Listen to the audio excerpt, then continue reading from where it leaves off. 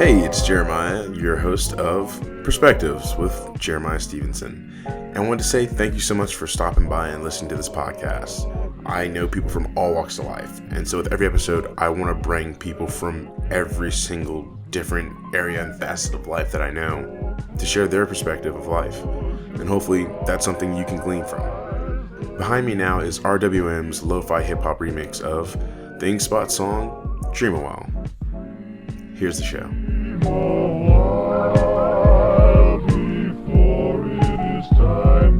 Welcome to the first episode of Perspectives with Jeremiah Stephenson. Today we are talking to Chelsea Hadley, the wonderful Instagram influencer. I've known her not long. It's been a couple years, but I don't know you that well. But you have a really good story, and that's why I wanted to bring you on today. So go ahead and I want to hear your story. What is your beginning? Let's start from the beginning. My beginning, I guess we can start with my parents, where I'm from. So I have a couple of set of parents, actually, which is a big part of my story. I've got my biological, my mother, who's from Georgia. I'm from Georgia, born and raised here. That is why I have an accent. To those of you who wonder why I have an accent, an islander with an accent, I know that's rare, but that's why I was born and raised here, not the islands. I have my stepdad, which I get to call dad. He is my dad. I love that man. He raised me, and I now am in contact with my biological father, who is Micronesian, Pohnpeian.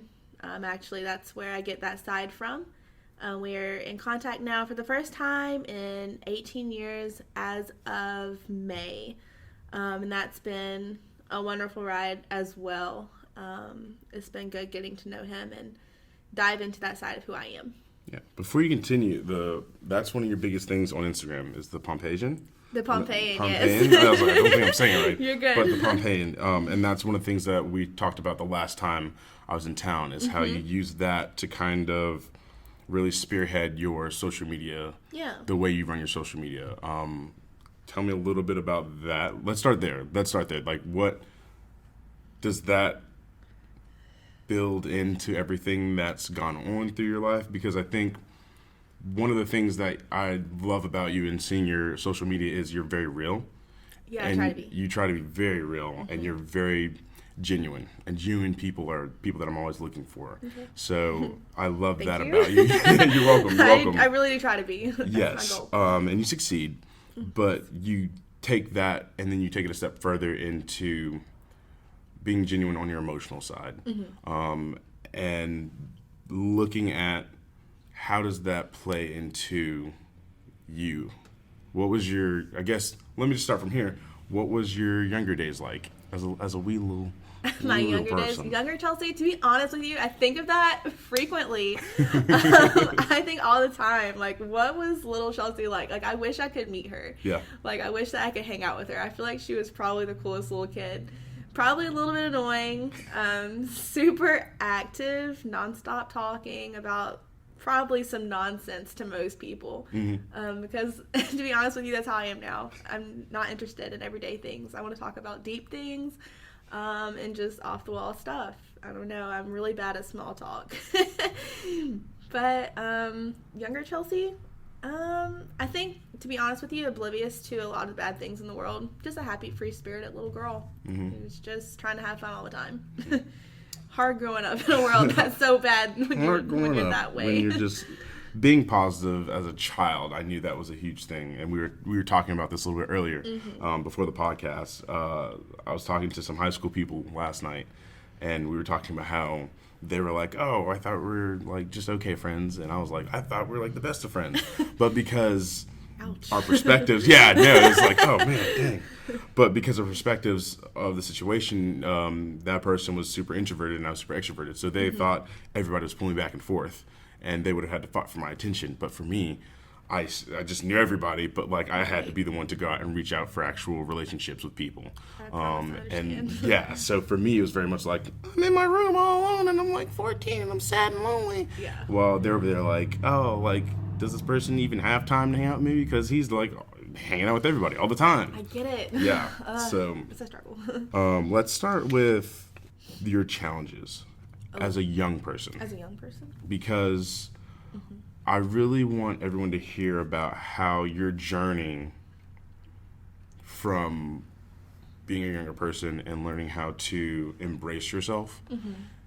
That is what I really enjoy about you, and that's what I love to see on your Instagram. Like, because you're always trying to encourage people. You're trying to make sure people really understand that, hey, you might feel like crap, but you're not. Like, you need to get to a point where you are a human being. You are okay. Yeah, that's absolutely. what I kind of want to hear. Like, how that story, how does that begin, and how does it get us to now? Now? Okay. Well, it begins fairly young. I think all of us have our own childhood traumas that some of us just live in denial to, up until adulthood. I'm 21. I think I'm figuring it out fairly young, because I know a lot of adults who still, like, literally just have the most unhealthy view of life and just lifestyle. And it is heartbreaking.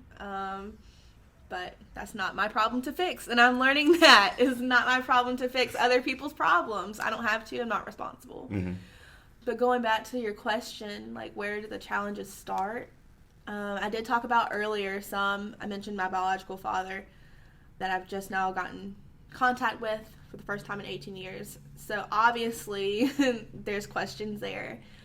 He left home, Georgia, when I was 3, almost 4, and I had no contact with him up until May of this year, literally none. And I met my stepdad that I referred to as dad shortly after that time, 4 or 5. So, I mean, I've always had, like, a father figure in my life. I've always had an adult man in my life and in the household, most of it, 5 and up. And I'm so grateful. But there was questions. And I mean, my stepdad that I called dad would justify that and say, yeah, of course, like, you have your right, like, to have those questions about why did this man leave. But it was just something that was never talked about in the household, really. And whenever it was, to be honest with you, I was triggered. And my emotion that I displayed was anger. It was never really sadness or anything like that. It was literal just frustration, anger, bitterness, sometimes rage, if I'm honest with you. Yeah. I had a lot of identity issues growing up. I was always the Oriental girl in class. Like, I was called that. My friend's parents would refer to me as little Oriental girl. Really? What's her name? Stuff like that. Yeah. Wow. Yeah. I mean, you really don't meet a lot of Micronesians down here. Yeah. But to be honest with you, no one knows what Micronesia is. They just don't. And to be honest with you, I'm being very vulnerable and real right now. I didn't grow up knowing a whole lot about it myself. Yeah. Because it wasn't talked about in my household. Once my father left, my biological father left the scene, there was no Micronesian anything to be found. My mother just didn't have a need or a reason to be around any of it. And I just wasn't exposed to any of the culture or lifestyle or anyone. I wasn't in contact with any of my Micronesian family either. So like, nothing. Can you explain what Micronesia is? What is Micronesia? No one knows literally what Micronesia is. And it's frustrating when you tell them. Like, especially from people from the South, like, they'll look at you and say, like, you mean like Polynesia? Like Polynesian sauce, like from Chick-fil-A? I'm serious. Like, you get asked that all the time, and it's really annoying, actually, in my own personal opinion. But Micronesia is like a region in the Pacific Islands. It's hard for me to describe where exactly unless you're looking at a map. Here's Hawaii. Then you've got, on the total opposite spectrum side of the world, Japan and the Philippines. It's going to be in between those two. Literally in the dead Pacific. And if you're like on Google Earth, you can't even like really see, at least my island of Pohnpei, unless you like zoom in like times 20. Oh wow. Yeah, like you just like gotta keep going. But and I can read off of the internet exactly what it has to say. Micronesia is divided politically among several sovereign countries. One of these being the Federated States of Micronesia, which is going to be the 4 islands of Pohnpei, where I'm from, Chuuk, Yap, and Korsai. Pohnpei, again, is my island. And again, like that one, sometimes when people say they're from Micronesia, like they think of like the federal states or the Federated States of Micronesia, but really Micronesia is comprised of the Federated States of Micronesia, Palau, Kiribati, Marshall Islands, Nauru, Guam, Northern Mariana Islands, Wake Island. There's a lot. Okay. And literally, like Micronesia, like the Greek is like Micros, Nisos, which is like small islands. Like there's thousands there. Now, and this is the same Pompeii where the Pompeii tragedy happened, correct? No. See, I'm glad I asked. I'm so glad I asked. About that thing, like what is that in Europe? Wait, the whole volcano thing? Yeah. That was in Europe? See, that's why I asked. I'm pretty sure it's like Greece or something. Yeah, I'm like gonna sound so uneducated, which is like my you just educated me. Favorite thing to be in the entire world. You just educated me, so that's why I thought I'd ask. Yeah, this whole thing is a learning process, though, for me as well. Like again, like the whole Micronesian side was never discussed amongst my household, and I'll say it, it's one of my insecurities.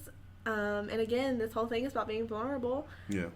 As a Micronesian, I don't feel very Micronesian all the time, and that's something that, again, has been an insecurity to me. But you know, I don't care. It's who I am, and I'm learning. And I love the people in my life right now who are teaching me things, both in person and through Instagram. Like everyone's so loving. We're all a happy family, and I just love it. Okay. Oh, so she is Pompeian. There we go. This is pretty cool. So let's jump back to the way that you reacted to a lot of that uncertainty and not knowing a lot about your father and stuff like that in your teenage years. How did that anger and rage, how did that present itself? How did that, what was that like for you in your teenage years? Throughout childhood, it wasn't really anything that I dealt with or even was aware of. I mean, I knew the situation, but that's not anything that ever even crossed my mind, if I'm honest with you. Like, little Chelsea didn't sit around thinking about it. I'd say I remember the first incident where I felt enraged. I was probably 13. I'm not going to get into the story, but just something was said. And it was the most subtle thing, the most innocent thing. But I remember that I felt enraged by the comment. And I don't know. We're not taught how to deal with those things. I didn't even really know why I got mad about it, to be honest with you, because I had never had an issue with my family situation, ever. And it wasn't an issue then, but I just knew that I felt something. Yeah. And I had never really felt hurt by it before. So then the questions arise. I'm frustrated, angry. I remember my outlet was running. I used to run laps and laps and laps around my house. Like, I used to live out in the middle of nowhere, and I would just stay running all the time. That was just the only thing I knew to do. Yeah. But I'll be honest, and we've talked about it, but I was bitter at my mom for a little bit. She had nothing to do with it. But I don't know. I tried to place blame on something. I didn't know. There were so many questions. And again, like, we had never even really talked about the situation before. And I guess I just wasn't brave enough to ask. I didn't want to know the truth. I was okay with just how we were living. I didn't really want to know what had happened. So how did that affect your relationship with your mom and your stepdad? Well, for my mom, I mean, she may not even think anything was going on, but I can remember that I was frustrated and upset. I wanted to distance myself. And again, I'm not sure if that's something that she was aware of or not, but in my heart, I definitely felt those things. Whether I acted on them or not, I'm not sure. I can't really recall, but I do know that I was just confused, frustrated and upset, but I still, like, I never asked the questions, I guess, because I didn't want to know the truth. No, with my stepdad, to be honest with you, I don't think there was ever anything changed there in my heart. He was still the same. So you don't feel like it strained that relationship? It didn't really affect my relationship with my dad. Yeah, it was just with my mother. But it wasn't anything serious. Right. Just a teenager really confused. I know, that's what it was like. It sounds like a lot of what a teenager goes through, but with all the extra, my identity, who am I? Right. Who are these people that have brought me into this world? Why did this person leave? Absolutely. Like all of these questions wrapped up into your identity and legacy of being from Pompeii. Legacy. No, like that's I love to make things very much It is grander. No, it because is. like It's that's beautiful. that's who you are as a person. Absolutely. And I Thank feel you for like that. a lot of people, for most people, I'm a creative person. I like to make things super legit, super dope, super awesome. So I have a mission statement that has just like the most, like, this is what I'm doing to be like the most outstanding gentleman, to help give voice to the misrepresented, to do these things, to help create a path of life for a family that can create and grow and so forth and so forth. Because it makes me feel something when I hear these things. So I like to choose words to help people feel whenever I'm talking to them, to make sure that you understand that the words that I'm saying are very much like impactful. And that's a side tangent. Yeah. But how did, you've kind of hit on it, but I really want to delve into how did all of this affect you in your teenage years? I think a lot of that does still play, the Micronesian and your biological dad. I think that all plays into you and your relationships and things like that. Oh, it totally does. That's what I want you to talk about right now. Okay. Because now we're going to step towards like the brokenness, like how you were, and then we'll get to the happy stuff. Yeah. So I've definitely had my fair share of trauma. Yeah, for sure. And I'm laughing about it. Comedic relief. No, I mean, that, to be honest with you, that is one of the biggest events that in my life so far that have really made me who I am right now. There are others, and there's still so many things about myself that I'm trying to unwind and just say, like, this toxic behavior, where does it come from? What's the root? And a lot of it does go all the way back, if I'm honest. That's something I'm healing from. The fact that I'm able to sit here and talk about that whole situation is huge. Something I never in my life thought I'd ever do. Ever. Never had a desire to, but to be honest, I've lived a lot of life in denial to the issues that it caused in my life. But to be honest with you, I've never really thought about how it affected me in my teenage years, up until recently. I might have. Because again, like, we never talked about it. I was a very frustrated teenager. I have dealt with anger issues, to be honest with you. Like, I definitely have a temper. And I'm more intentional about it now. And I think actually that would shock a lot of people if they heard me say that.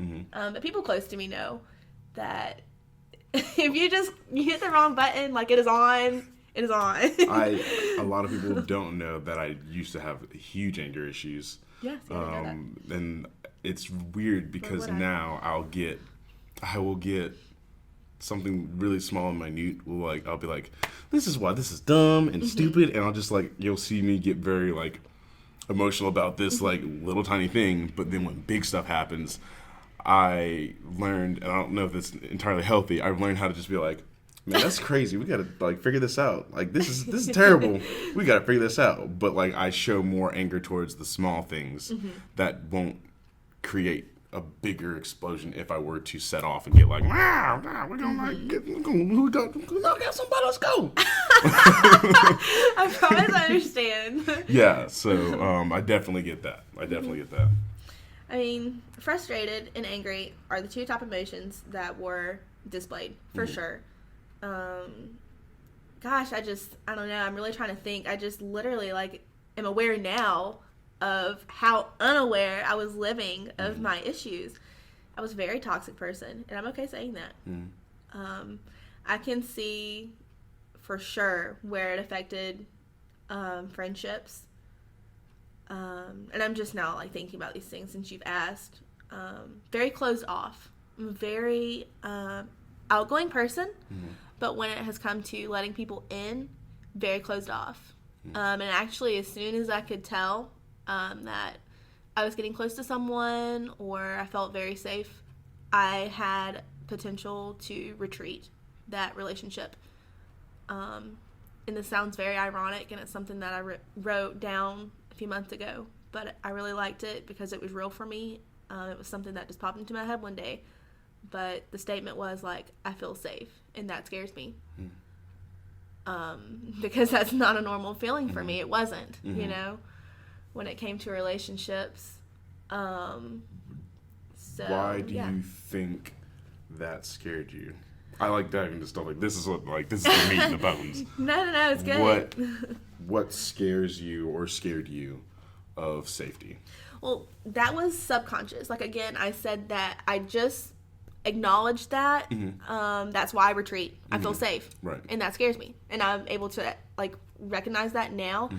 Then I was unaware. I don't really know why then, because it's not anything I thought about. But I can see it. I can see that, like, I felt close to certain people, so it was time to take a step back from the relationship, view it. In my heart and in my little head, it was, I can't trust you, you're going to leave.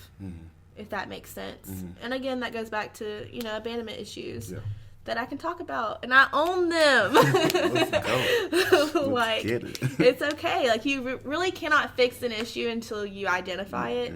So, like, I don't know. I'm okay with talking about it. Is it fun talking about it? No. Not all the time. But I think it's good, though. It's got to be talked about. One of the reasons why I also started this podcast was because there's so many ways life is lived. And for me, I'm the type of person, I'll hear something 50,000 times. I'm like, I know it's right. Like, I know it to be true, but I won't change. Like, I'm going to get to that point at some point. But it takes something, or hearing something or reading something for that to click. And so I want more opportunities for people to hear things to where if they hear someone else's life lived in a certain way and they're like, oh, that makes sense. That'll help me get on my way. That made sense. Like, I can start doing this because I know this is where I'm supposed to be, but I don't know how that looks. How does it look to start this path of, like, healthy emotional healing? What does that look like? How, like, it's really, some people are like, oh, I'm just going to start this and do it this way. Other people are like, that doesn't work for me. What in the world? So what clicked for you, and what kind of got you on the path towards healing emotionally? Was there an event? Was there a person? What was that? How did that look for you? Okay. I've actually tried to identify, like, where this came from. Where this acknowledgement of issues and desire to want to do something about it has come from. It's been very sudden, but all of a sudden, lately, it's, like, sped up. Like, I don't know, I feel like I've been more intentional about it. I will say that I went through a bad breakup in December, and I think that was the starting point, if I'm honest with you. Gosh, a year ago. What, even? Wow, I said December. Not this December, guys. Last year. What day is it? Gosh, around this time. Right before Christmas. Darn. Today's the 24th of December, 2018. Darn. Tragic. So. Anyway. Let's get off of that. So, yeah, like, that probably was the starting point. And actually, that caused a lot of those issues to come back up. Abandonment issues. I felt left again, you know, all that stuff. I won't get into all of that too much because, to be honest with you, it's not that important to me anymore. Yeah, it's just not. And I love that I can say that. But, yeah, that was probably the starting point of not healing yet, but, like, true acknowledgement of I have some real issues. I have some deep, serious problems. Because they all came out. And honestly, I was concerned for myself. I was like, wow, like, I feel super ugly. I feel like a really ugly person. I don't want to be bitter. I hate how I feel. I just hated everything about me. I was like, this has to change. I want to change. I want to change. I don't want to live this way. I don't want to feel this way. I don't want to be this way. So that kind of was the catalyst. And I'll say that definitely, like, jumping into this year, 2018, January, it was hard. And they say, like, you spend, like, your whole year doing whatever you do, like, what is it, January 1st or, like, the 31st? Whatever it is. We're done. It's good. Like, we're not doing this anymore. I'm sleep on it now. Whatever day. I just know that I was not happy anytime in December, really, January. Like, those were just some hard months. So here I am, like, 2018 is going to be the worst year yet. False news. Like, it honestly has been the best year of my life. Nice. Yes, it honestly has. Gosh, I'm just happy. What does that journey look like for you? What were the steps that you took to help you emotionally and just in that process of when you did start that healing process? What did that look like for you? I'd say that towards my birthday, still living pretty, like, unaware, like, I mean, aware of the issues, but really still not knowing how to handle them. To be honest with you, like, I don't know if I'm handling them or not right now, but I'm trying. Yes. You know, like, I'm intentional to be like, okay, I feel this way because of this. But this old childhood thing, like, this is what has triggered in me, but I don't have to act on it right now. Like, that was in the past. Like, I'm in control of my emotions and how I feel. Does that make sense? Absolutely. And I get to choose how I react instead of just reacting and then later being like, what's wrong with me? You know? What's happening? But after meeting my biological father back in May, coming back from that, I think was another really big thing. Obviously, I had not seen the man in, 18 years, I said? Yeah. So that was another catalyst, and actually I think that was the starting point of this, what I call, like, to be honest with you, I'm not really a fan of the terms, like, self-love. I don't know why. Yeah. I feel like it's extra, but I'm an extra person, so I'll get over it. I don't know, I guess because, like, people, like, kind of deem that term like a, I don't know, like, I don't know the word. Self-acceptance. Would that be the phrase you would? What would you? I just don't want to idolize self-love. No, okay, and I definitely get that. That's what it is. Get that. Because I know a lot of people who are into the self-love act, which is great, is like, but they're like obsessive, I guess, and that's their thing. Like, if that's their thing, that's their thing. I support you. Yeah. But like for me personally, I don't want to come off as someone who's obsessed with herself. Yes, I definitely get what you're saying, but I think for me, whenever I say, I think of the people that I know that have had so much trouble with themselves and being comfortable in who they are as a person.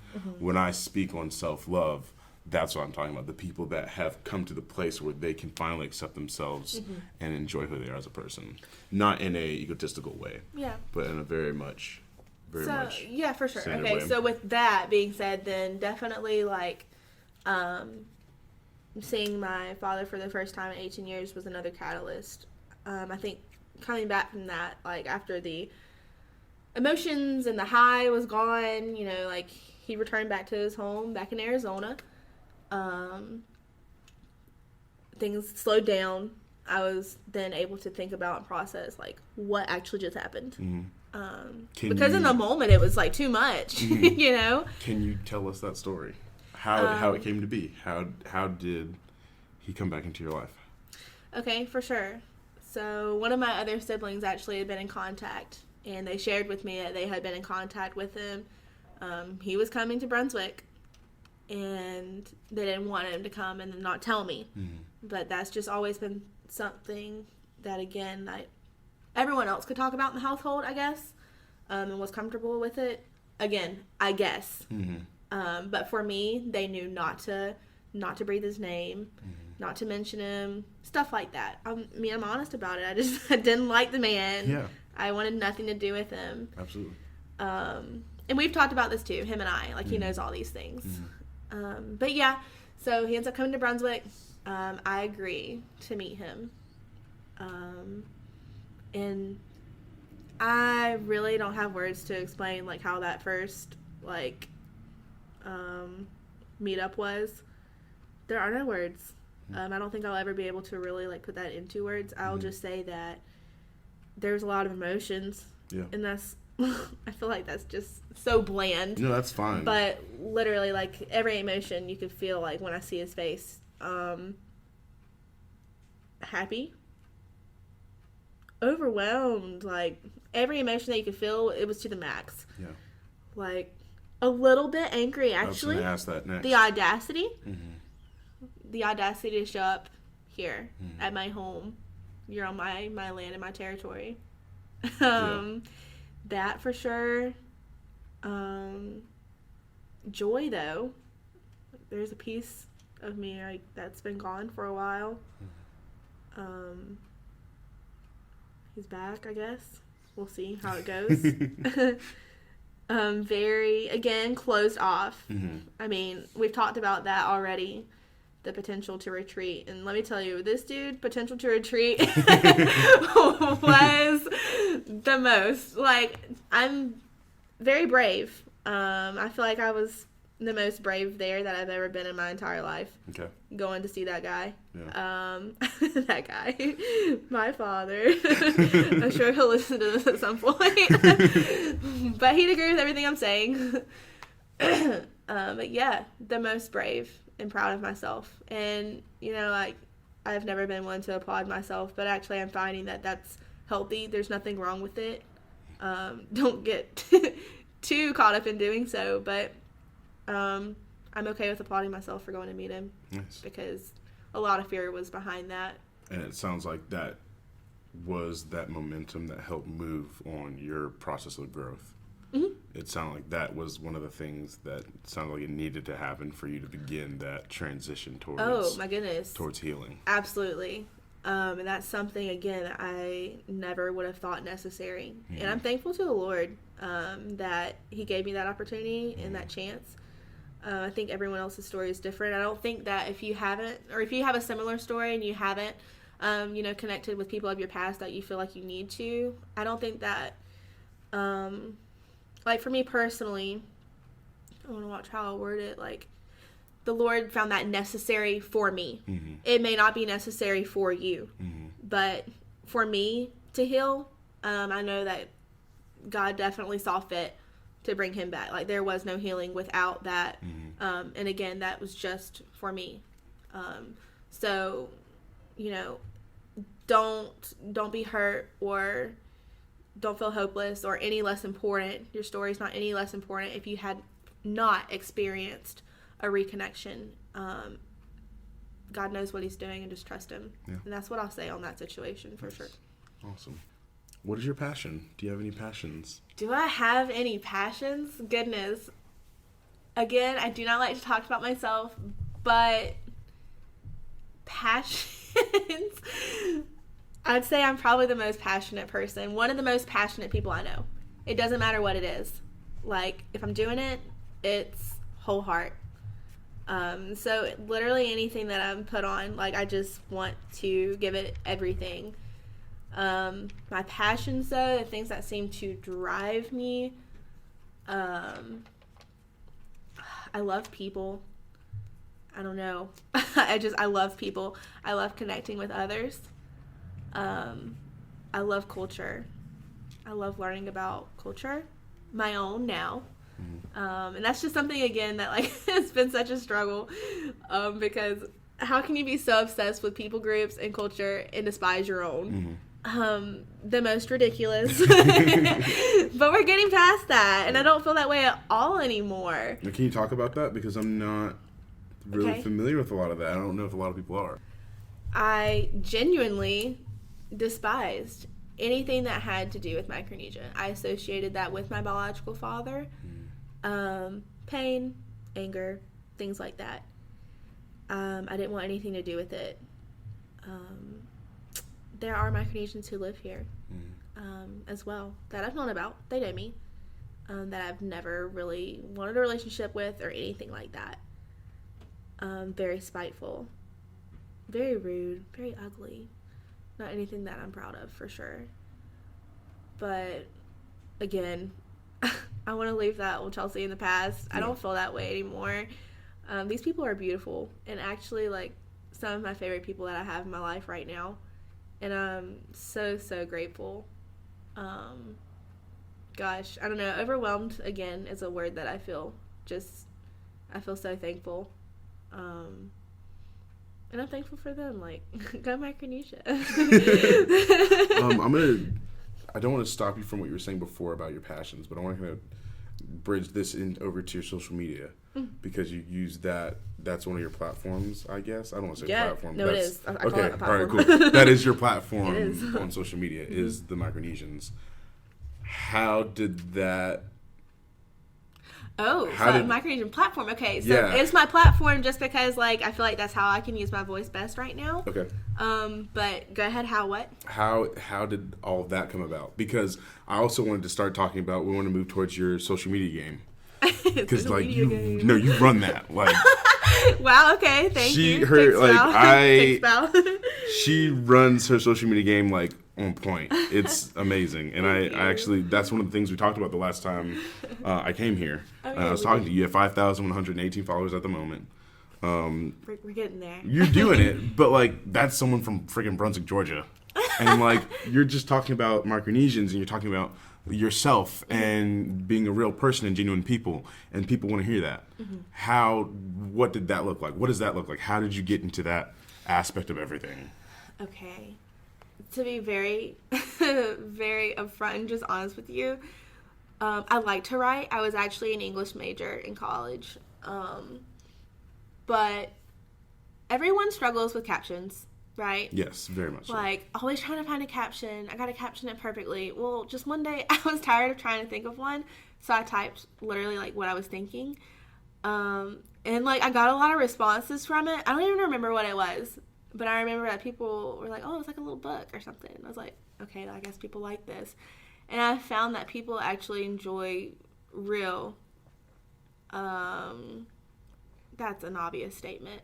But, like, even when it comes to, like, I think we discussed this, too, like, filmmaking. Yeah. Like, reality is where it's at. Because there's so many fake things everywhere. Because with social media, we, as within the film industry, it's very hard to be fake now. Because we'll be on set, and then you're going to, Instagram some stuff, but then we'll come home, and then we'll Instagram some stuff. And, like, you can't be like, my life is dope all day, every day. Like, Will Smith's game is, like, on point. Because, like, I feel like his life actually is like that. Really, though? But, like, yeah, that's what I'm saying. Like, really, though? Like, it might actually be, but we don't know. Like, he's doing it well. Where you can just, like, this is my life all day, every day, 24/7. But then you have your other people. I can't think of anybody off the top of my head. Aside from people that I know, you have other people that are, like, this is my day-to-day life. This is, like, the glamour and everything, but then I come home, I'm not wearing any makeup.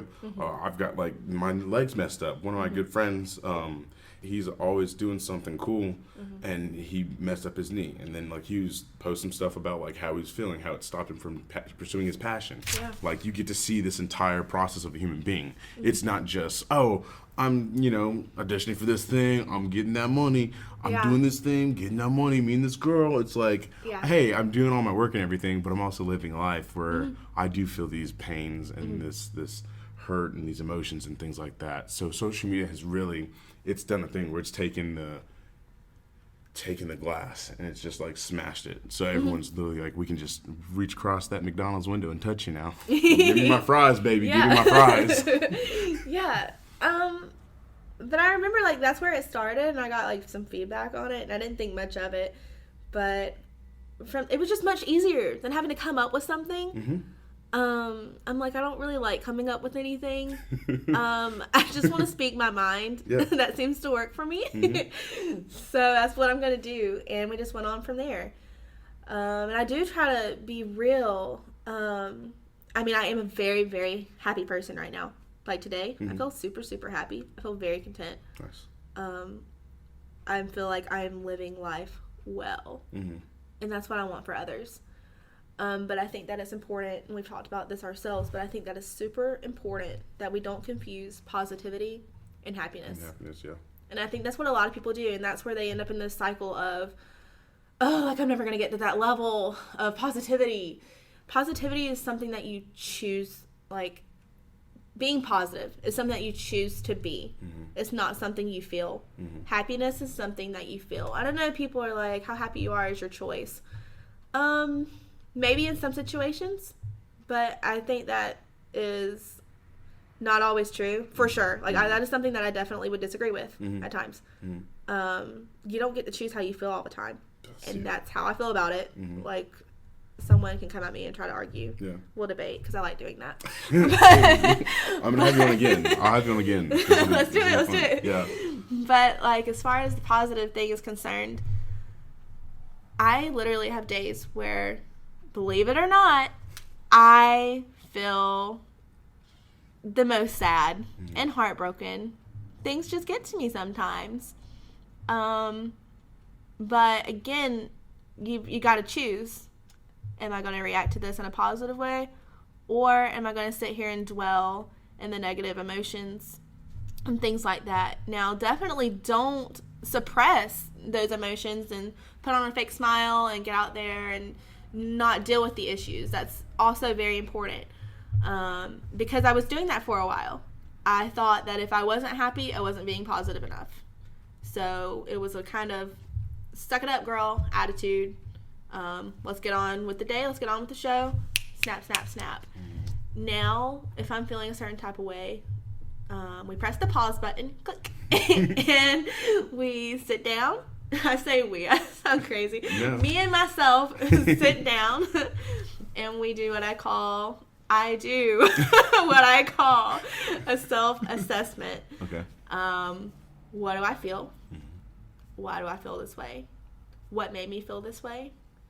Was my reaction an appropriate reaction, or was this just an old behavior that has come back up? Yeah. Does that make sense? It does. I think whenever I was going through my anger management stuff as a child, that's one of the things they had us do is like, what made you mad? Why are you mad? How did you respond mad? Why did you respond that way? And then there's like another one. And that's exactly what it reminds me of, for sure. So like I genuinely try to give myself grace in the space to think about specifically at this point, if my reaction was appropriate or if said thing triggered that bad old pattern and behavior. I want to be sure that I'm not acting out on something that's not been dealt with. Someone can call me ugly, and I think that an appropriate reaction would be like, ow. You know, like that's not an old behavior. But then another person can, you know, just say something in a joking manner that literally, like, they meant no harm. The most innocent statement.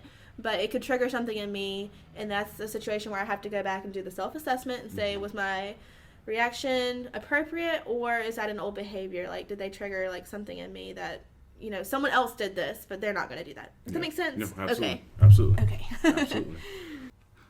What would you tell a younger version of yourself? If a younger version of myself, to be honest with you, I consider like at the beginning of this year, yesterday, a few hours ago. But younger version of myself, childhood Chelsea, like younger child.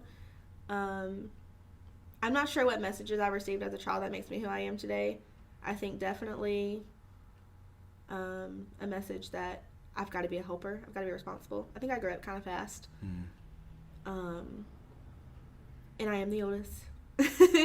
And whether they know it or not, I definitely feel the need to protect my younger brothers and sisters from things. I don't know. It's fine. Just the real thing. So I would say definitely, like, I would let her have fun. She doesn't have to be perfect for everybody. She doesn't have to be responsible for everybody.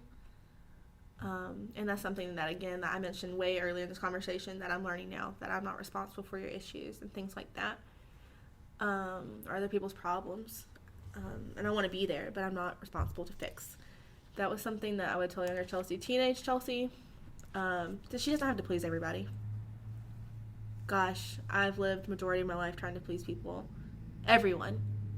And one person wants something that another person doesn't. And you just run around in circles. And it's the most exhausting thing in way of life and lifestyle. So I would just tell her, you don't have to please everyone. You don't. You just worry about yourself and the Lord. And don't be selfish about it. I don't want to end up on the other end of the spectrum where I'm like, well, I don't care about anyone. Because I think some people do that. Because that's far from the truth. I like to call myself a humanitarian. But at the same time, I don't have to live my life worrying so much about what other people think of me. It's a trap. So I would tell her that. That's probably the biggest thing. And I would tell her not to be so hard on herself. She's still growing. I'd also tell her that it is okay to trust people. And I think that's something that society just wants us to believe today. And I think that's some kind of front that people put up, like, I don't need anybody. Yeah. I don't trust anybody. And I think that people think that's cool, but we all need someone. And it doesn't make us weak. It makes us human. I've said that in one of my posts before. But it's a real thing. You need someone. Whether you acknowledge that or not, you need someone. And again, it doesn't make you weak. It makes you human. So I would just tell her to let people in. It's okay. It's okay. And you're okay. And it will be okay. Yeah. The beginning of this year, I just want to go give that Chelsea a hug. Wipe her face. And just tell her that I'm proud of her for being brave and acknowledging the issues and taking steps to try to fix them. And again, I'm still so far from where I want to be. But I think talking about these things and just being aware is the first step and a huge step. You can't fix it until you acknowledge it, you know? But we're working on it. And I think being vulnerable is also huge in this. You've got to be real with others, but to be honest with you, you got to be real with yourself. And I think that's something that a lot of people don't allow. I didn't allow it. I didn't want to be honest with myself. I didn't want to acknowledge the issues I had. I didn't want to be vulnerable with myself. That is a real thing, and I've learned it. Because there are days where I have to be vulnerable with myself again and acknowledge a new issue, and it hurts. It really hurts. But it's necessary, and I'm loving it so far. Nice. If you had to ask our next guest a question, what would it be? If I had to ask our next guest, whew. Again, I'm super into people, and why they are the way they are. Like, almost an obsession. Yeah, okay.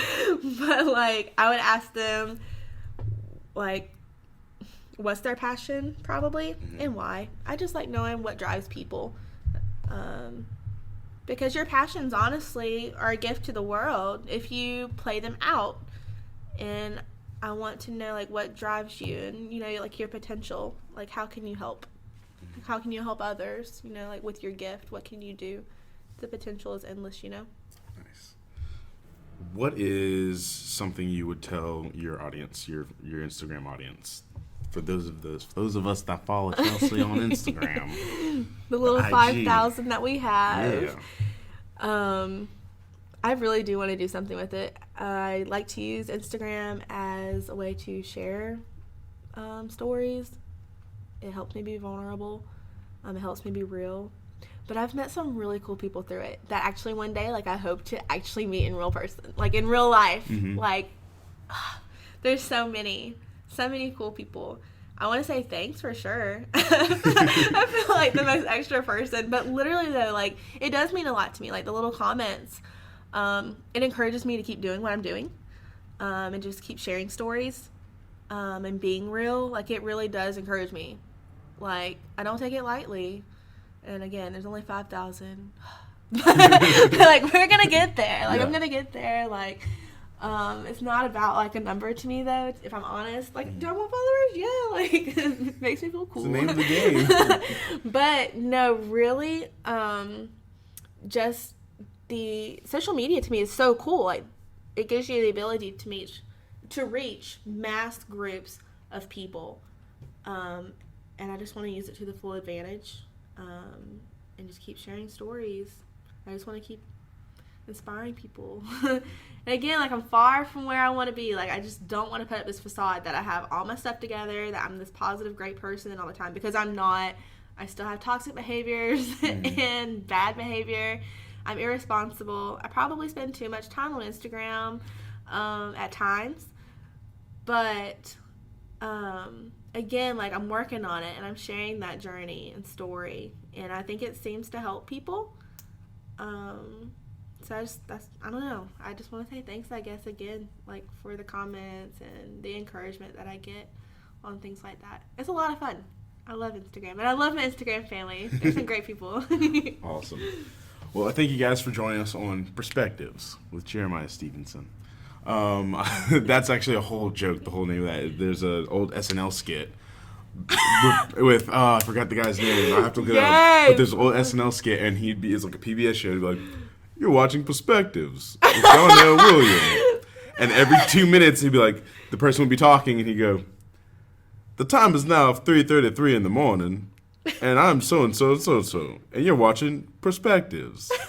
And I just love that. And I've always wanted to just be like, "You're listening to Perspectives with Jeremiah Stephenson." I like it, though. When you said that earlier, I was like, I like that a lot, because it is very much the other people's lives bring a different sort of perspective. And once you change your perspective, you can look at things differently and attack things from different ways to do things better or differently. Not necessarily better, but in always trying to do the same thing. It's the insanity of trying to change something, doing the same thing the same way. It's just like, But thank you so much for listening to us. Chelsea, go ahead and hit us with that Instagram hashtag. My @? Yeah, okay, so it's going to be @Chels, CHELS, period. Oh, did I do it wrong? No, I didn't. Sorry, guys. I was going to say, it's not my handle. That's your handle. It's literally going to spell out Chelsea's at the end. Okay, so we're going to be like @CHELS, period, EAS. Did I do it wrong again? I don't know. I'm just looking at you. I think I did. Guys, I'm so sorry.